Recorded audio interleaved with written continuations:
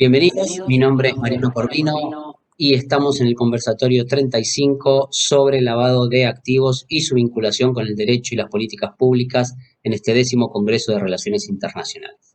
Por una cuestión de prolijidad, debido a que en este conversatorio me voy a desempeñar como moderador y como expositor, voy a solicitarle a la licenciada Luisa Herrera que por favor tenga bien presentarme ante los asistentes. Luego que finalice mi breve exposición, retomaré el rol de moderador y los presentaré debidamente. Luisa. Hola, muy buenas tardes para todos y todas. Paso a presentar a Mariano. Mariano Corvino es licenciado y magíster en Relaciones Internacionales, fundador y director de Mente Internazionale, miembro del Departamento del Área de Seguridad y Defensa en el Instituto de Relaciones Internacionales desde el año 2014 hasta la actualidad, director académico y docente de la Diplomatura en Prevención del Lavado de Activos, Cibercrimen y Financiamiento del Terrorismo en la Universidad de Ciencias Empresariales y Sociales desde el año 2018.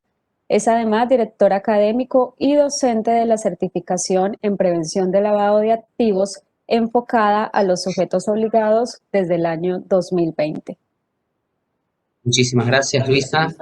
Voy a ser breve debido al tiempo que tenemos, así que voy a hacer unos breves comentarios sobre temas vinculados al lavado de dinero, para luego dar espacio entonces sí a mis colegas que me acompañan en el día de hoy y en todo caso sobre el cierre poder hacer algún comentario final. Bueno, para comenzar voy a decir que hasta no hace muchos años el acto de lavar dinero no era un delito en el mundo. Hablo específicamente hasta el año 1986.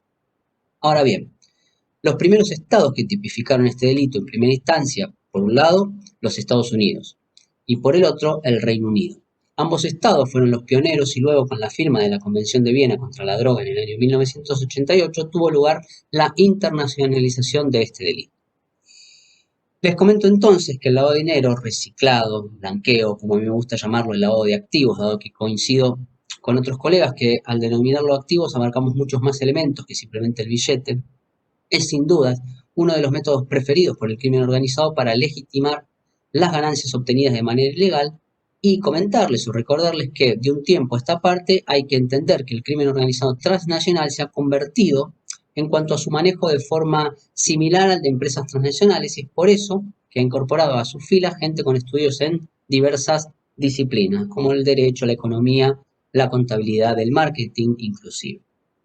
Debo remarcar, eso sí, si me permiten, que el sistema cuenta con diferentes tratados y convenciones de carácter internacional y de carácter vinculante o hard law, que además son supranacionales, o sea que tienen efecto de ley, y otros instrumentos no vinculantes de soft law, a los que hago referencia aquí, como a las legislaciones y recomendaciones que son emitidas, por ejemplo, por la Oficina de Naciones Unidas contra la Droga y el Delito y el GAFI, solo por nombrar dos de los más importantes.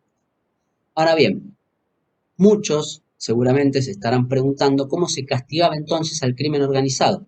Y digo crimen organizado y no crimen organizado transnacional, debido a que si ustedes hacen memoria antes, el crimen organizado era más sectario y se podía ubicar a cada clan o pandilla en un lugar específico, algo que, como sabrán, se modificó con la globalización de los años 90 y la cooperación que tanto quienes estudiamos estos temas solicitamos y recordamos en cada clase, escrito o conferencia en la que tenemos posibilidad de hablar, porque parece ser que los delincuentes son los que han adoptado con mayor énfasis y velocidad esta cooperación que los propios estados.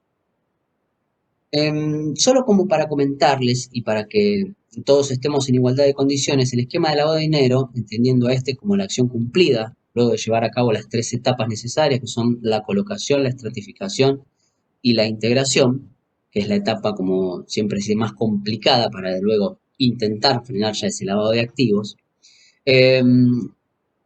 Yo comentaba hace un ratito que desde el año 1986 no existía la ley que castiga el lavado de dinero, y es por eso que en los Estados Unidos se impulsó ese año una nueva legislación federal que estaba orientada a fortalecer la capacidad del gobierno de ese estado para abordar el tema del lavado de dinero.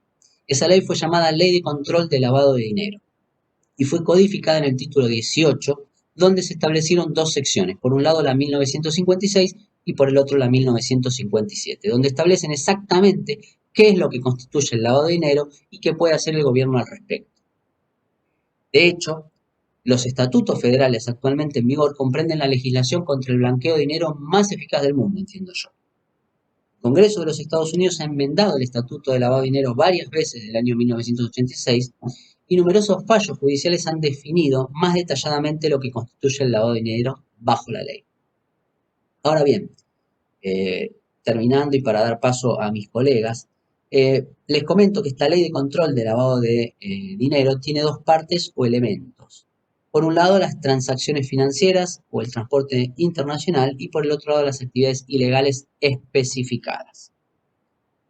Por último, les dejo, como siempre hago en mis presentaciones o clases, una consulta para ver si luego podemos entre todos conocer o intentar disipar algunas dudas.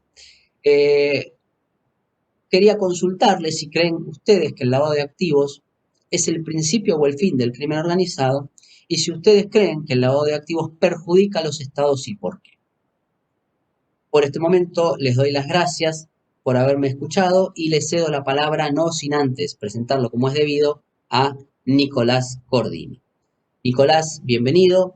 Muchas gracias por estar con nosotros en este conversatorio. Voy a presentarte ante todos. Nicolás Cordini es doctor en Derecho, especialista en Derecho Penal, profesor de la materia de Derecho Internacional en la maestría en Diplomacia y Política Exterior por la Universidad de Ciencias Empresariales y Sociales, profesor adjunto de Derecho Penal, investigador asistente de CONICET en el área de Derecho y Relaciones Internacionales, es docente de las ediciones 2018, 19 y 2020 de la Diplomatura en Prevención del Lavado de Activos y miembro de Mente Internacional. Nicolás, te escuchamos. Buenas tardes. La idea es hablar sobre los actores internacionales en la definición de una política criminal contra el lavado de activos. Voy a retomar algunas de las ideas que aportaste, sobre todo en torno a la internacionalización del derecho penal. Esto es la creación de normas de derecho penal a partir de instrumentos de derecho internacional que se da justamente a finales de la década de los 80, con la Convención en primer lugar, de Naciones Unidas en Viena del 88, contra el tráfico ilícito de estupefacientes y sustancias psicotrópicas, y luego en la Convención de Palermo, el año 2000, contra la criminalidad organizada transnacional. Estos instrumentos posibilitaron la internacionalización de una agenda en torno a la persecución y castigo del delito de lavado de activos de la administración básicamente americana. Así que estas convenciones lo que tienen en común es que adoptan un determinado modelo político criminal, que es el que hacía referencia Mariano, que se había dado en el año 86 con la legislación federal en los Estados Unidos de América. Pero hay que tener en cuenta que estas convenciones, sobre todo la de Palermo, que extiende la punición del delito de lavado de activos a casos en los cuales ya no sea únicamente derivado del narcotráfico, sino que lo extiende a cualquier delito grave. Esta convención en particular no previó un sistema de revisión del tratado, es decir, que los estados se ven obligados a introducir en sus legislaciones la tipificación del delito de lavado activo en los términos de la convención, pero no hay una suerte de seguimiento por parte de la Oficina de Naciones Unidas contra la droga y el delito para ver el grado de cumplimiento de los distintos estados. Y aquí empiezan a intervenir otros actores más allá de la Oficina de Naciones Unidas en el establecimiento de estas normas a nivel de derecho interno. Por un lado están los estados que se obligan a introducir, y esto lleva a la conclusión que ya no son los legisladores nacionales los que definen los tipos penales, sino que estos tipos penales, en particular el delito de lavado activo, viene dado por compromisos internacionales que los estados se ven obligados, dado el compromiso que han asumido, a establecer normas penales que van a llevar a una armonización penal. Esto es que las distintas legislaciones guarden similitudes en torno a la definición de las penas que recibe el delito de lavado de activos Y por otro lado están organismos internacionales que no tienen capacidad legislante, que no pueden establecer delitos, pero que ejercen presión de diversas maneras en torno a la obligación que tienen los estados en esta materia. Y aquí intervienen órganos consultivos, pero también, por ejemplo, el rol fundamental que asume el Gafi, este ente intergubernamental, a partir de sus 40 recomendaciones. Este organismo tiene como finalidad combatir el lavado de activos y la financiación del terrorismo, y emite estándares normativos, las famosas 40 recomendaciones, que, como bien lo había dicho Mariano, son normas de soft law que lo que buscan es estandarizar a partir de reglas básicas las legislaciones de los distintos estados, y a partir de ello los estados miembros del Gafi van a tener que ir adecuando su legislación interna conforme a estas recomendaciones, que han sido actualizadas a lo largo del tiempo y que en la actualidad las 40 recomendaciones ya están unificadas, tanto en lo que respecta al delito de lavado de activos, o el combate contra el lavado de activos, y así también lo referente a la financiación del terrorismo. Pero lo importante es que el Gafi asume ese rol de cumplimiento de estas convenciones que no previeron un mecanismo de revisión. Entonces lo que hace el Gafi es a sus miembros asumen la obligación de, por un primer momento, suscribir estas convenciones internacionales, y una segunda medida, adoptar en su legislación interna estos delitos en particular de conformidad como lo definen esas convenciones. Entonces vemos que a partir de normas de soft law se hace el enforcement de estas convenciones internacionales, que si solamente existían las convenciones internacionales y no hubiese otros mecanismos internacionales u otras organizaciones internacionales que hagan la suerte de enforcement, estas convenciones quedarían en una suerte de declaración de buenas intenciones. Entonces los estados, a partir de su membresía a organizaciones internacionales, ya sea Gafi o aquellos que no son miembros de Gafi, pero son, por ejemplo, miembros de Gafilat, tienen la obligación de ir adecuando su legislación conforme a estos estándares internacionales. Y si uno hace un raconto de la evolución de la legislación argentina en materia de lavado de activos, uno puede ver que los hitos en torno a cómo ha sido primeramente tipificada y luego sucesivamente modificada, tiene que ver con estos compromisos internacionales, y a partir de primero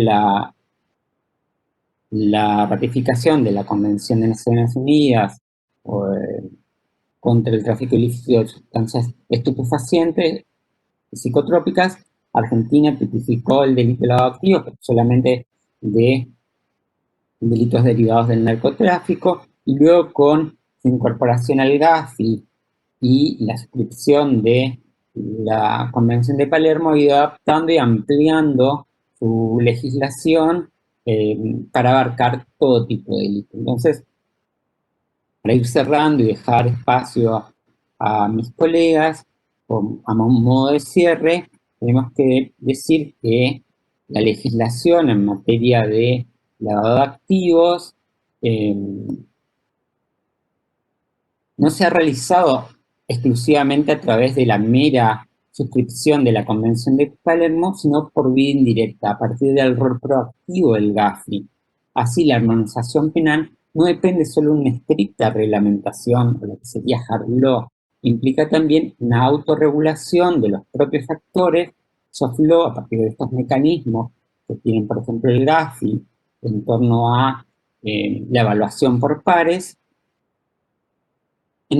Además, la noción de regulación a medio camino entre reglamentación y autorregulación, esta idea que hoy surge de Mixed Law, permite a las disposiciones que se fundamentan en base a declaraciones, resoluciones, recomendaciones que pueden desencadenar un movimiento armonizador, como es el caso del Gafi. o acompañar su realización. También hay que destacar, como fue objeto de debate, pero hay que destacar que a partir de la implementación de medidas destinadas a garantizar la libre competencia y la prevención del delito de lavado de activos, los actores empresariales o el sector empresarial, a partir de normas de compliance, ha contribuido en este proceso armonizador. Muchas gracias y le doy lugar a mis colegas para que puedan continuar con este panel. Muchísimas gracias, Nicolás. La verdad que venimos muy bien con el tiempo, así que vamos a darle la palabra en este momento a la licenciada Luis Herrera. Luis Herrera es licenciada en Ciencia Política con énfasis en Relaciones Internacionales y licenciada en Antropología por la Universidad ICESI de Colombia. Ha cursado y finalizado su maestría en Políticas Públicas para el Desarrollo con Inclusión Social en Flaxo, Argentina. Es coordinadora general de Mente Internacionales, docente y coordinadora académica de la Diplomatura en Prevención del Lavado de Activos, Cibercrimen y Financiamiento del Terrorismo en UCES y además docente de la certificación en Prevención del Lavado de Activos enfocada a sujetos obligados en la misma universidad. Luisa, adelante. Bueno, muchísimas gracias Mariano por la presentación. Bueno, yo realmente voy a dar un pantallazo muy general de la relación entre la prevención del lavado de activos y lo que se hace, digamos, en el campo de la política pública. Para empezar, bueno, es muy importante decir que el lavado de dinero, obviamente, o el lavado de activos está directamente relacionado con fenómenos ilícitos o delictivos como el narcotráfico, el tráfico ilegal de armas, de animales exóticos, de seres humanos, de órganos de seres humanos, directamente relacionado también con la corrupción, con el juego, el contrabando y bueno, digamos que tiene como una de sus consecuencias que hoy por hoy viene convirtiéndose en una consecuencia importante, el enriquecimiento ilícito de los funcionarios públicos. Iba a mostrar unas diapositivas, pero bueno, ya no es tan importante. Así que vamos a continuar con la exposición. El FMI, en las cifras que maneja respecto a la magnitud del dinero que se logra lavar a nivel mundial, muestra cifras que se siguen manteniendo desde principios de los años 2000 hasta la actualidad, ¿no? Básicamente el FMI afirma que el lavado de dinero o la cantidad de plata que se logra lavar oscila entre el 2 y el 5% del PBI mundial. Estamos hablando entonces de alrededor de 600.000 millones de dólares aproximadamente, más o menos, ¿no? Y digamos que si uno ubica geográficamente las ganancias ilícitas, uno tiene que ubicarlas en países que tienen mercados financieros, digamos, en vías de desarrollo o que no están tan altamente desarrollados, ¿no? ¿Qué pasa en estos países entonces en donde hay mucho flujo de capital o de dinero que es de origen delictivo, que termina habiendo consecuentemente una reducción de los presupuestos gubernamentales, ¿no? Y esto hace que entonces los gobiernos y lo que se conoce como gobernabilidad se vea golpeada y pierda el control de la política económica de los países. ¿Qué tenemos hoy en la región de América Latina? Tenemos un mundo globalizado en el que los esfuerzos aislados para combatir el lavado de activos y el financiamiento del terrorismo no sirven, digamos, no son eficaces como deberían serlo, por lo que es muy importante que haya una cooperación entre los distintos organismos y entes que buscan combatir y controlar el lavado de activos. Debe haber entonces una armonización, una articulación y un diálogo entre estos organismos.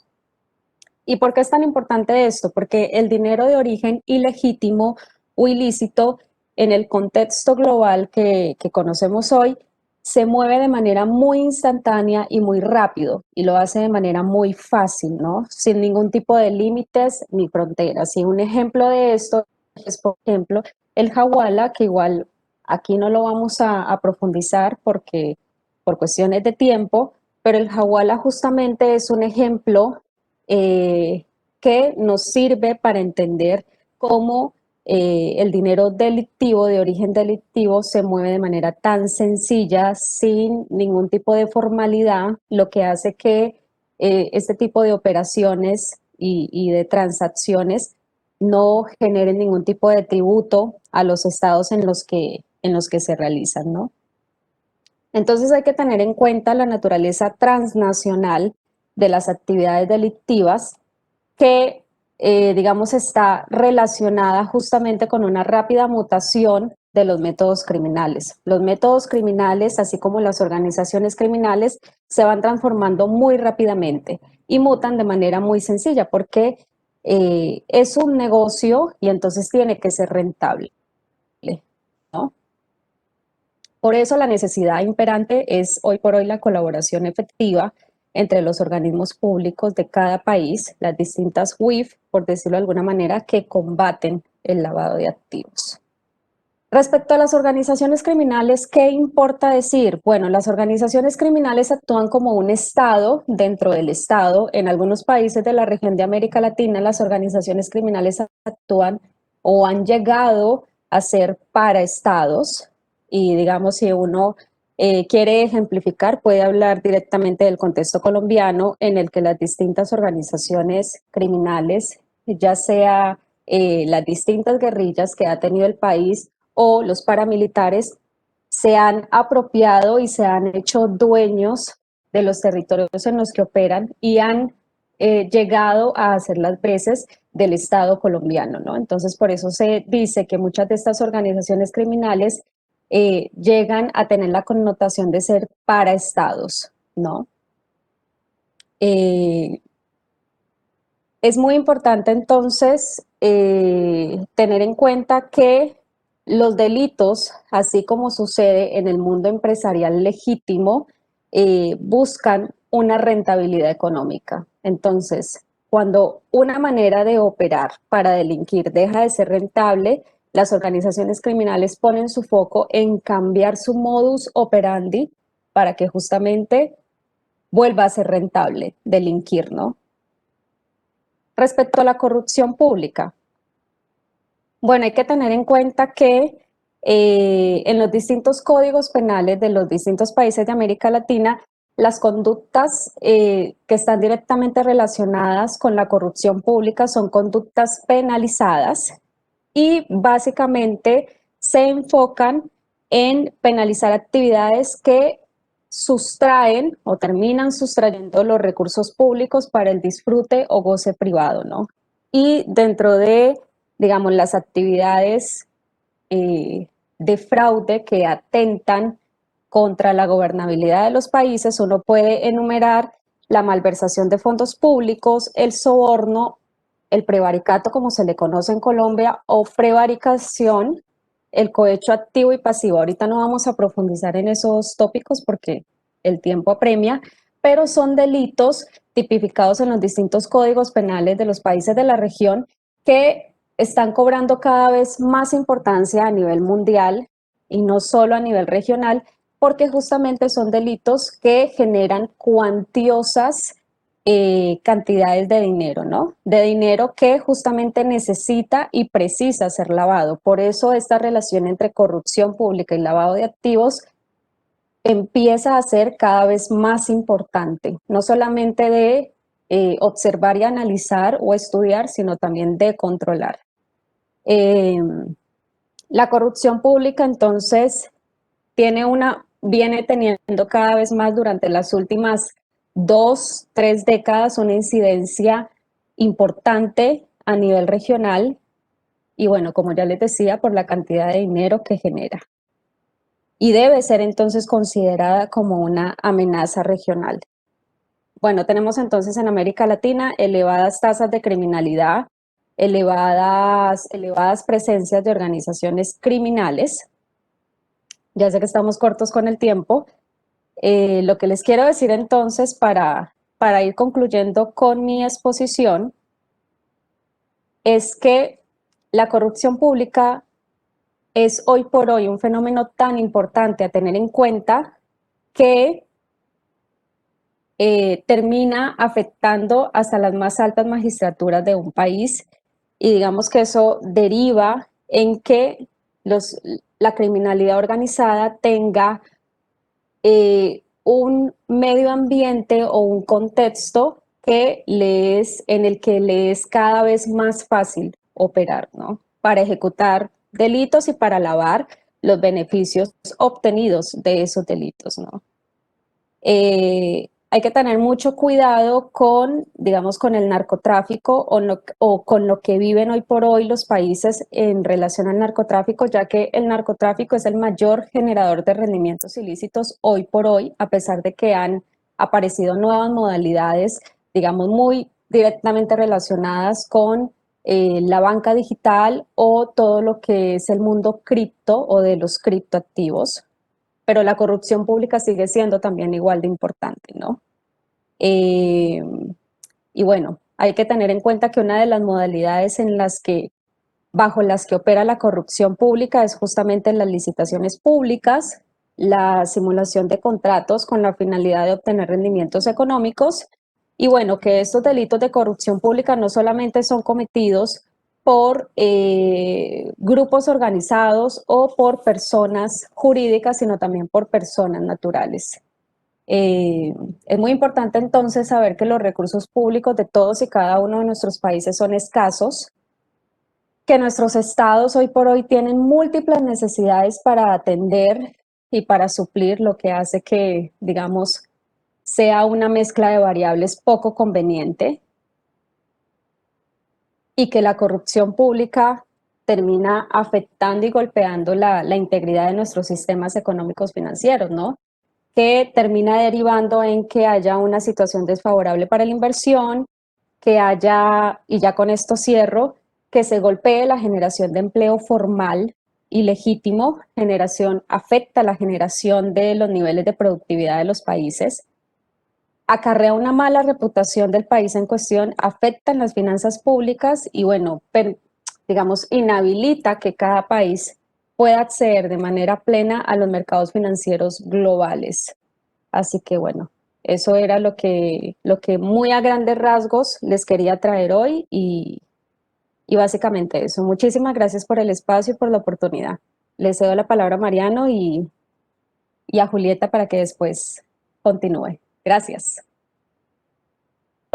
Bueno, muchísimas gracias, Luisa, por haber explicado todo esto en un tiempo tan reducido. Vamos ahora a escuchar a Julieta Pignanelli. Julieta es abogada, es docente universitaria, es especialista en asesoría jurídica de empresas y en prevención de lavado de activos y financiación del terrorismo. Es asesora y consultora en el sector público y privado, especialista en asesoría jurídica de empresas, maestrando en Derecho del Mercantil y de los Negocios en la Facultad de Derecho de la UBA. Es además docente de las ediciones 2018, 2019 y 2020 de la Diplomatura en Prevención del Lavado de Activos y de la Certificación en Prevención del Lavado de Activos enfocada a sujetos obligados en la Universidad de Ciencias Empresariales y Sociales y además es miembro de Mente Internacional. Julieta, te escuchamos. Bueno, buenas tardes. Ahí arrancamos un poquito a hablar. Yo quería eh, retomar algunas cuestiones que ya estuvimos viendo. Por un lado, contarles que en el año 2021 va a venir una evaluación del GAFI a nuestro país, Argentina, razón por la cual ya el sector público y el sector privado se está preparando, ¿sí? Una de las cuestiones más importantes que tenemos ahí es la evaluación nacional de riesgos, que está estrictamente relacionada con la recomendación 1 del Grupo de Acción Financiera Internacional. Como ustedes saben, desde el año 2012 tenemos unas nuevas 40 recomendaciones que incluyen prevención del lavado de activos y financiamiento del terrorismo, con un enfoque basado en el riesgo, ya no como las anteriores, que era un enfoque formal, sino que es un enfoque en el cual se va más hacia algo que, bueno, si acá hay profesionales de ciencias económicas, lo van a entender muy bien, relacionado con la gestión de riesgos y la gestión, más que nada, como una auditoría. Entonces lo que se va a tratar siempre es que haya una matriz de riesgo, que se de alguna manera se cuantifique si el riesgo que puede llegar a tener las personas humanas o las personas jurídicas de alguna manera inmiscuirse o tratar con este tipo de delincuencia, como bien decía Mariano. Entonces, lo que está tratando de hacer el Estado junto con esta sinergia que decimos siempre que debe haber entre el sector público y el sector privado, que nosotros la vemos plasmada también en nuestra legislación, sí, a través del artículo 20 de la ley 25.246, donde habla de los sujetos obligados, que son tanto organismos estatales como, digamos, empresas privadas. Entonces, esta sinergia que se tiene que dar entre el sector público y el sector privado, donde de alguna manera realizan actividades específicas para tratar de prevenir estos delitos, que están en el marco de todas las otras recomendaciones también del Grupo de Acción Financiera Internacional. Lo que a mí me gusta siempre hablar en estos temas es que en el marco en el que estamos nosotros como Estado argentino, vale decir, estuvimos en una reestructuración de deuda soberana, primero con los bonistas y ahora con el Fondo Monetario Internacional y el Banco Mundial, teniendo toda esta restricción cambiaria por el cual muchas veces necesitamos como Estado acudir a organismos como el Fondo Monetario, es muy importante, creo yo, toda esta evaluación del GAFI, ¿sí?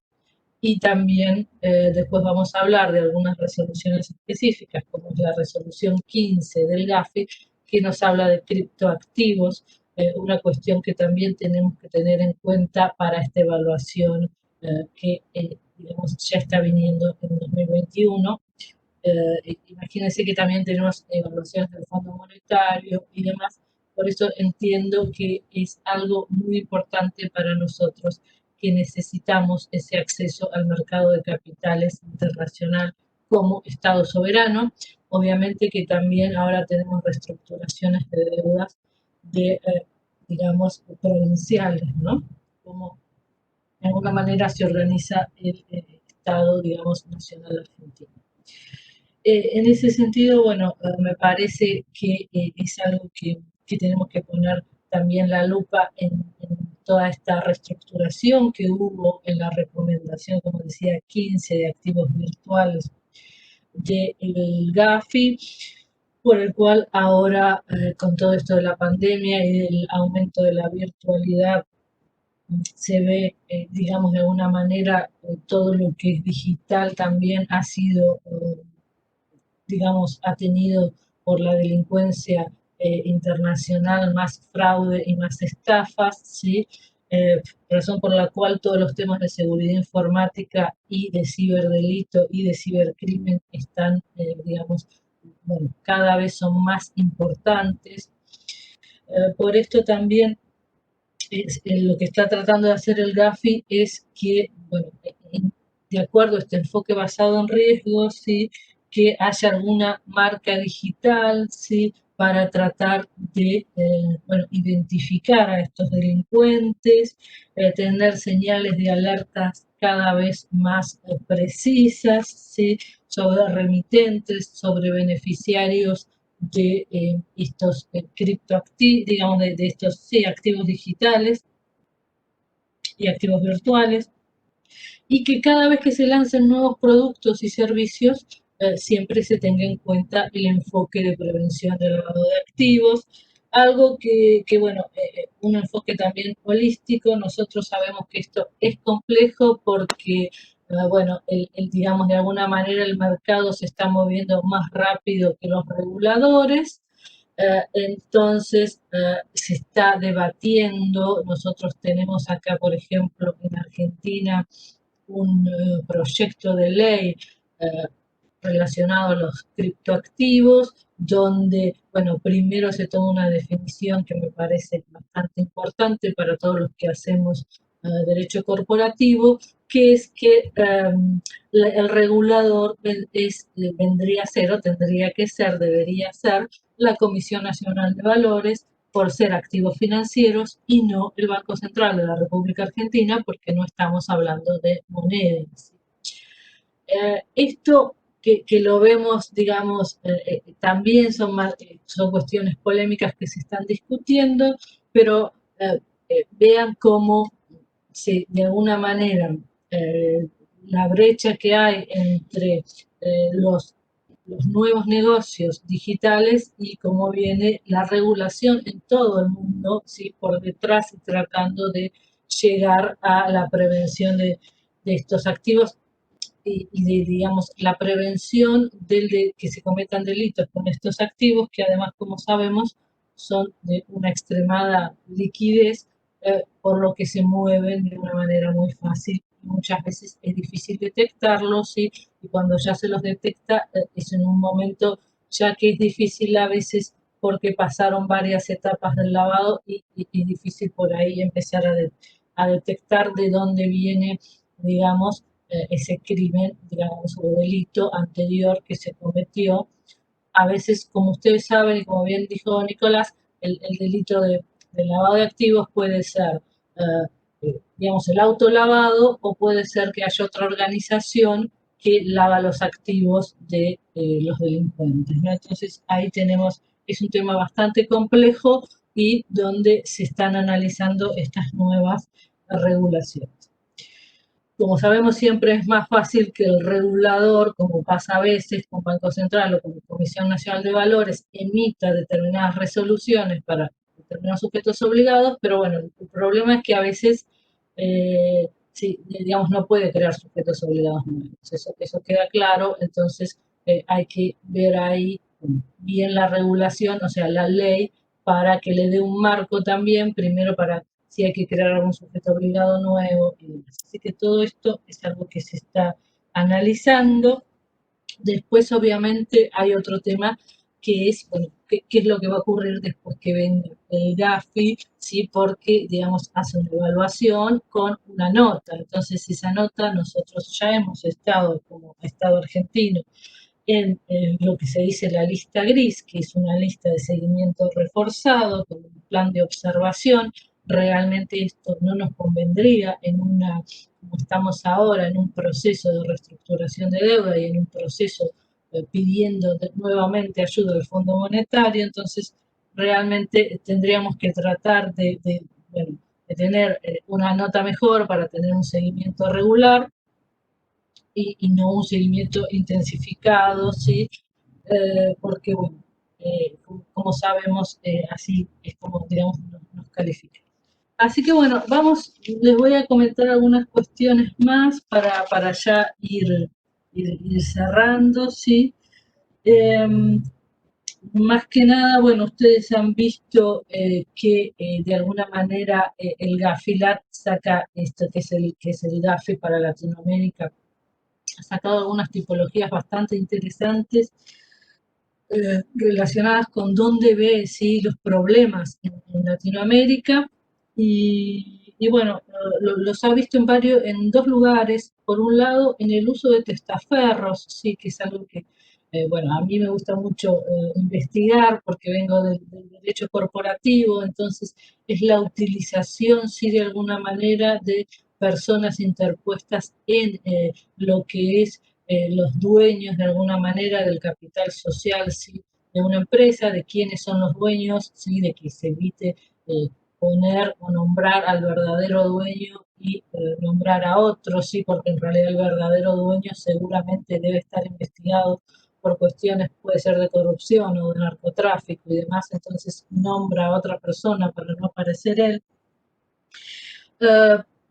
Y después lo que nos habla es tanto en personas jurídicas como pueden ser testaferros en personas humanas. Nosotros los hemos visto también con la compra de dólares y esas cuestiones que a veces son personas humanas. Pero bueno, cuando ya se complejiza y los montos son más altos, van a las personas jurídicas.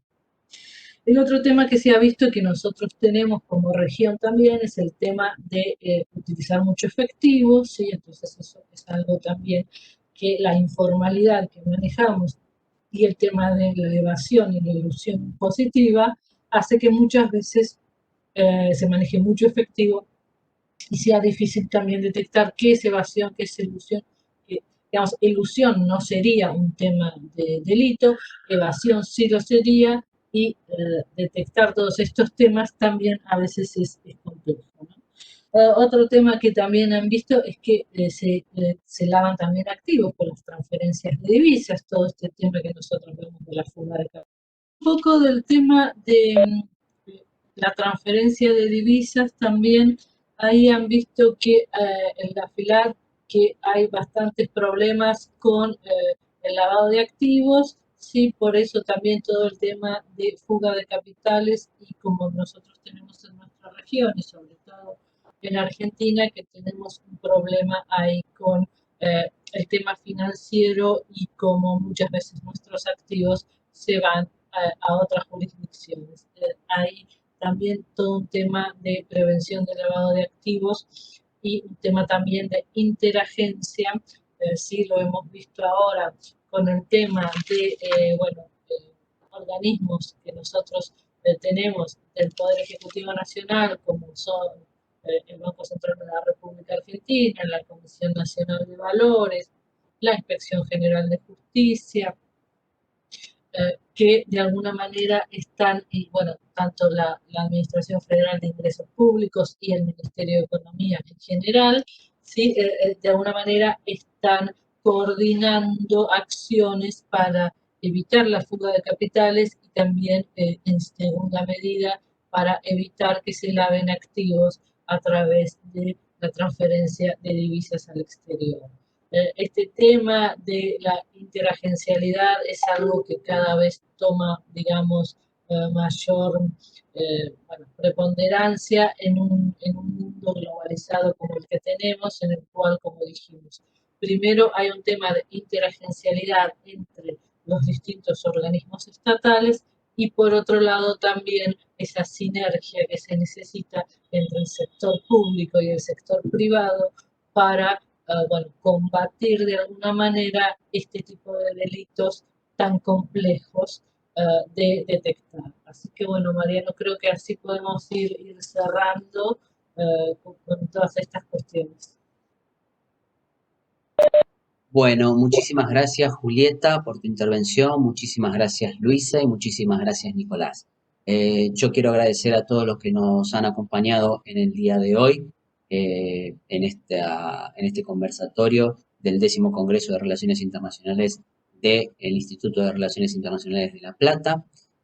Simplemente agradecerle a mis colegas que me han acompañado en este cierre. Así que si quieren 20 segundos para despedirse, empezando por Nicolás. Gracias a todos por haber participado. Fue un gusto compartir con ustedes este panel. Ojalá lo hagamos en otra oportunidad y tengan una buena semana. Muchísimas gracias, Luisa. Yo estoy muy agradecida por la invitación que nos hizo en esta oportunidad el Instituto de Relaciones Internacionales de la Universidad Nacional de La Plata. Y bueno, agradecerle también a toda la audiencia y por supuesto a todos y cada uno de los panelistas que estuvieron hoy al lado mío exponiendo sobre la temática, y muchísimas gracias por la invitación nuevamente. Gracias, Luisa. Julieta. Bueno, también muchas gracias por la invitación a la Universidad Nacional de La Plata y al PIRI. Para mí siempre es un honor ir a digamos, a una actividad académica de una universidad pública. Mi alma mater es la Universidad de Buenos Aires, pero la realidad es que la Universidad Nacional de La Plata me parece una excelente universidad pública y bueno, yo soy una ferviente defensora de la universidad pública, así que me encanta estar en este lugar compartiendo con todos mis colegas y bueno, que tenga tanto nivel este congreso. Así que muchas gracias a todos. Muchísimas gracias nuevamente al Instituto de Relaciones Internacionales de La Plata por darnos la posibilidad de participar en este congreso de esta forma diferente a los anteriores. Así que bueno, les agradecemos a quienes nos han acompañado y a quienes nos puedan escuchar luego, dado que dejamos esta grabación también para todos. Muchas gracias Luisa, muchísimas gracias Nicolás y muchísimas gracias Julieta por todo. Buenas tardes.